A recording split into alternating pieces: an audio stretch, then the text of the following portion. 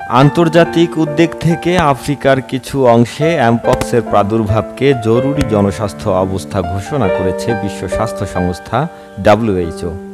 আগে মাঙ্কিপক্স নামে পরিচিত অত্যন্ত সংক্রামক এই রোগে গণতান্ত্রিক কঙ্গো প্রজাতন্ত্রে অন্তত 450 জনের মৃত্যু হয়েছে।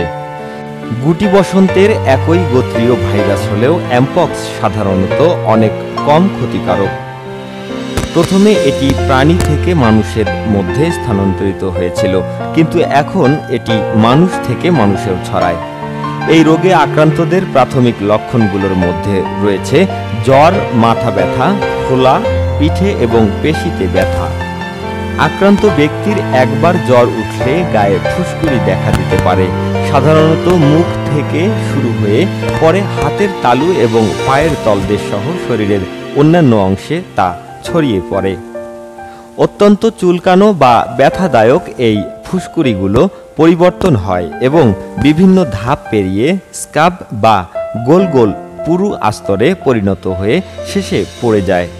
এর ফলে দাগ সৃষ্টি হতে পারে। সংক্রমণের 14 থেকে 21 দিনের মধ্যে এটি নিজে নিজেই ঠিক হয়ে যেতে পারে।